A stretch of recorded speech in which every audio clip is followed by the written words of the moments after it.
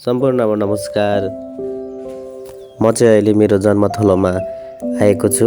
यो चाहिँ मेरो लगभग 5-6 वर्ष अगाडिदेखि चाहिँ हामी चाहिँ लगभग तराईमा चाहिँ बसाइ सरेको थियौँ र योभन्दा हामी 5 वर्ष अगाडि चाहिँ मेरो यो घर पछाडिको घर हो र यहाँ चाहिँ हाम्रो बाल्यकाल चाहिँ बितेको चाहिँ यहीँ हो र यो चाहिँ लालबन्दी नगरपालिका वडा नम्बर 14 मा पर्छ र यतातिर देख्न सक्नुहुन्छ यो चाहिँ माथि रहेको मेरो ठुलोबाको घर हो, माथिपट्टि रहेको चाहिँ।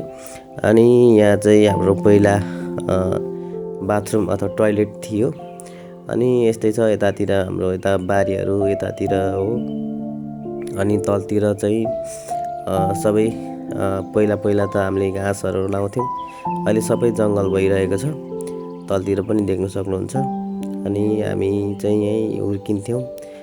लगभग हामी यहाँ चाहिँ लगभग म 7-8 कक्षासम्म चाहिँ यहीँ पढेको हो, यहीँ घरबाटै। अनि हामी चाहिँ यो सबै यता बारी हाम्रै हो, यो देख्न सक्नुहुन्छ। यो चाहिँ मेरो घर पहिलाको। अहिले चाहिँ हामी तल छौँ। अहिले यो चाहिँ लगभग धेरै वर्ष अगाडिको हो।